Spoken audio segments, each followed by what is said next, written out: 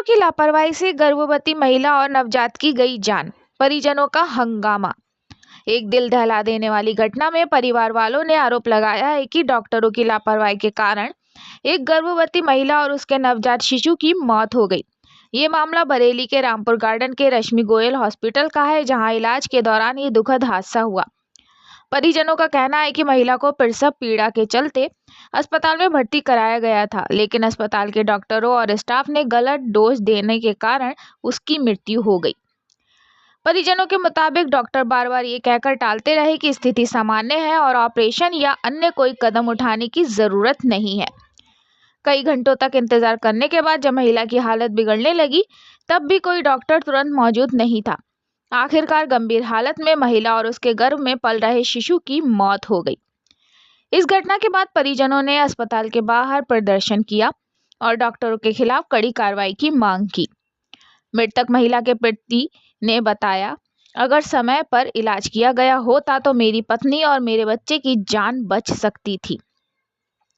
अस्पताल प्रशासन ने इस मामले की जांच का आश्वासन दिया है, जबकि डॉक्टरों का कहना है कि उन्होंने हर संभव प्रयास किया, लेकिन स्थिति बेहद जटिल थी। आप देख रहे हैं तेज बरेली न्यूज से मुश्ताक सिद्दीकी की एक खास रिपोर्ट।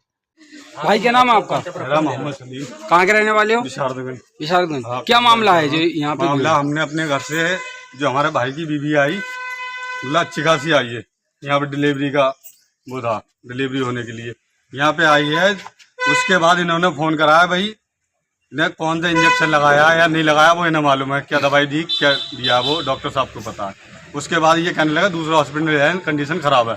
हमने इनसे कहा 10 मिनट रुको, हम आ रहे हैं। इसे कभी दौड़े पड़े नहीं, कहते दौड़े पड़ रहे, बोले दौड़े पड़ रहे हैं, ये हो रहा है वो हो रहा है, दुनिया भर की बात कर। हमने 10 मिनट रुक जा, हमारे आने से पहले इन्हें बाहर अंदर से लाकर बाहर एम्बुलेंस में डाल दिया और कह रहे हैं इसे लेके जा दूसरे हॉस्पिटल में।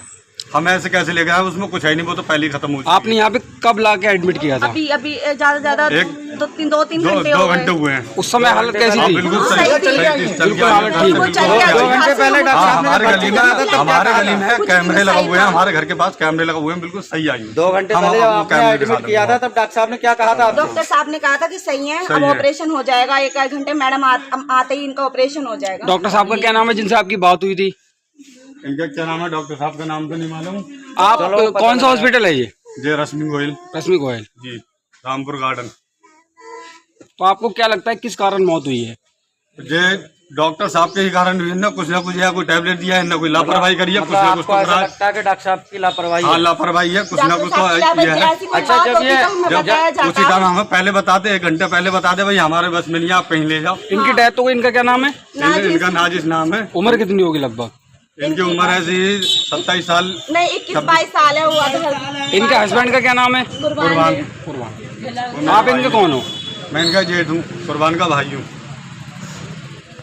चलता भी नहीं है, अपाई जेठ का बच्चा है, इनका जो खत्म हो गई है। हाँ, इनका बच्चा चलता नहीं है, बच्चा है अपाई जी, बच्चा है बिल्कुल चलता नहीं, चलता फिरता बोलता है।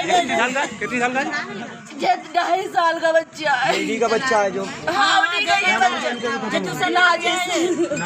हाँ, कहाँ रहती है? हम भी शारदागंज में रहता है, 8 नंबर वार्ड में। पति का नाम क्या है?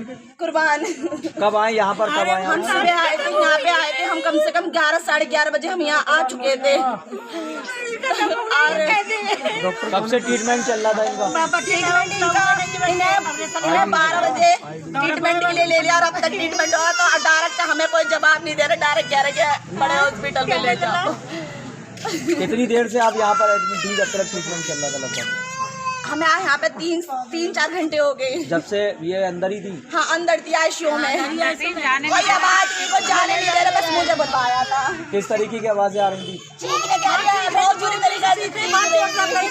कौन डॉक्टर देख रहे थे? डॉक्टर का नाम? अब मुझे सभी डॉक्टर अंदर हम गए नहीं थे, हमें तो जाने भी नहीं दिया। अंदर जाए ना दे रहा, जा रहा है करना है। बुढ़िया मजा बाहर, बुढ़िया हम लोग कवर में इंजेक्शन लगाते हैं जिससे उसका निचली हिस्सा सुन्न हो जाता है। उसके बाद हम लोग ऑपरेट करते हैं। तो ऐसे कंडीशन जैसे ही निडल डाला वैसे ही पेशेंट को दौरे पड़ने शुरू हो गए। दौरे पड़ने शुरू हो गए और पेशेंट के मुंह से झाग भी आने लगा। तो एनेस्थेटिस्ट में तुरंत में उसे इंट्यूबेट किया।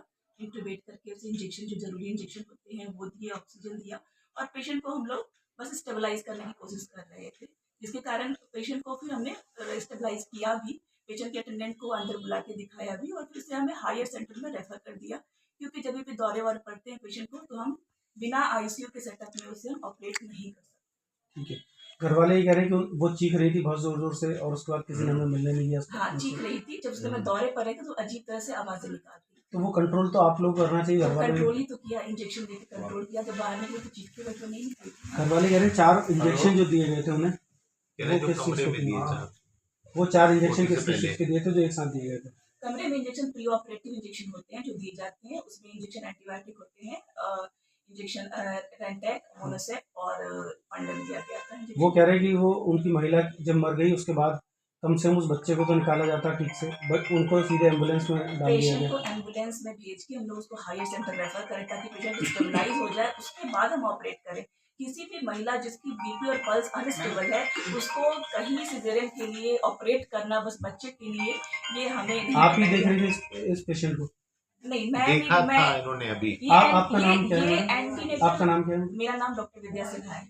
आप ही ट्रीट कर रहे थे इस पेशेंट? नहीं, ये पेशेंट फर्स्ट टाइम यहाँ पे आई थी कहीं से। मैडम, ये तो 1 महीने पहले ही आ चुके हैं, आपके पास उनसे आपसे ट्रीटमेंट चल नहीं, रहा था। एक्चुअली ये हॉस्पिटल कौन है? हाँ सर मैं हूँ। डॉक्टर रश्मि गोयल का हॉस्पिटल है। तो कभी कभी नौजिया लगने लगता है, बाकी और कोई दिक्कत उससे नहीं होती है। हम लोग भी जैसे टाइफाइड के मरीज को भी देते हैं, मोनोसेप बड़ा कॉमन जो मैडम ये बता सब रही है। कैसे पता लगेगा कि ये इनकी डेथ कैसे हुई है? पोस्टमार्टम रिपोर्ट में आएगा? हाँ बिल्कुल आ जाएगा। देखिए इस मामले में तो सरकारी वो है, इसमें तो हम लोग कुछ कमेंट नहीं कर सकते, लेकिन मेरे हिसाब से पोस्टमार्टम अगर हो जाए तो अच्छा रहेगा। हम लोगों को भी पता रहता है कि क्या वजह रही होगी, क्यों मिर्गी पड़ी इसको, क्यों इसको इसे कभी दौड़े पड़े ही नहीं, इसीलिए हम भी जानना चाहते हैं अभी। सर परिजनों का कहना है कि उनसे बिना अनुमति के जो है दूसरे हॉस्पिटल में उनको रेफर किया गया, ऐसा क्यों किया गया? और इधर डोज देके तुरंत तबीयत खराब हुई, अंदर ले जाकर तुरंत खत्म हो गई वो। उसे चीख जी सर, बहुत बताइए। तेज चीख रही थी जब भी वो। कोई इमरजेंसी होती है, देखिए जैसा वो बता रही है कि वो अंदर बहुत तेज तेज चीख रही थी और उसकी आवाज नॉर्मल नहीं थी। और ये पता है, और एक बात और सुना जाए, इनने आवाज को दबाया था, उसके मुंह में कपड़ा भरा था।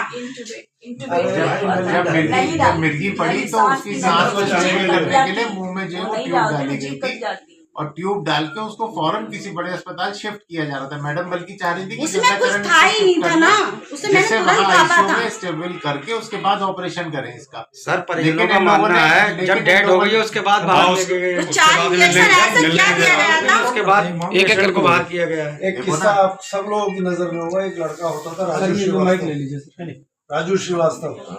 वो एक्सरसाइज करते हुए कोलैप्स करा था, वहां पार्शियल रिवाइव हुआ। उसके बाद वो शायद 1 महीने के आसपास तक ऑल इंडिया में जिंदा बचा था, इस उम्मीद में कि शायद रिवाइव हो जाए।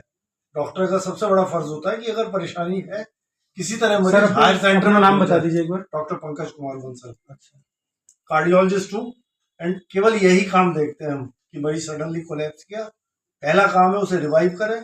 किसी कारणवश उसमें हमें जरा सी भी जान महसूस हो रही है और हमारे यहाँ पूरी सुविधा नहीं है तो वहां तक पहुंच जाए जहाँ सुविधा है। तो सर हमें बताया भी कहाँ था आपने? बेटा देखो एक बात सर हमसे नहीं गया था ये तो आप। अच्छा एक बात, सब लोग बड़े बड़े लोगों का आपके स्टाफ लापरवाही, बच्चा था वो चाहते वो बच जाता बच्चा। आप आए कितने टाइम हम चीख रहे हैं, पुकार रहे हैं, ये बहन ने ये हमारी कोई नहीं है, दवा लेने आए इनके सामने इनने निकाल के बाहर खड़ा कर दिया ना, डाल दिया था। एक्सपायर होगी तो एक्सपायर अंदरी हुई है, इनने बाहर डाला था। फिर बात को कह रहे यहाँ से लेके जाओ ऐसा हमारी तरफ के होंगे, लेकिन क्या नाम है, हम तो इन्हें जानते भी नहीं है। मैडम बोली कि जब अगर इस समय स्थिति ये बन रही है जबकि तुम्हारे यहाँ की एक सर ऑपरेशन होता, ऑपरेशन होते हुए भी कुछ होता, मान ले चलो ऑपरेशन होते टाइम चलो ऐसा हो गया। तुम्हारे यहाँ की आपने क्या पता कौन सी दवाई लगाई हुई है, उसके बाद भी जब आज एक इमरजेंसी बनी तो तुमने सारा आरोप अस्पताल पे लगा दिया, जबकि तुम्हारे यहाँ की पुरानी डिलीवरी हो। ठीक है, ठीक। हाँ। अगर मान लो कि जो है वो एक डेथ होने के बाद या मान लीजिए क्रिटिकल मरीज को बच्चा निकालने की कोशिश कर रहे होते हैं और उस प्रोसेस में माँ की मृत्यु हो जाती, तब कितना वो चीज एक अलग होती है, वो चीज एक अलग होती है, वो चीज एक अलग होती है। ये चीज ऑपरेशन होने से पहले आपने जान लेने का साथ में हमेशा मरीज को रिवाइव करने की, माँ को बचाने की कोशिश की जाती है। मैं भी एक गायनी हूँ, ठीक है।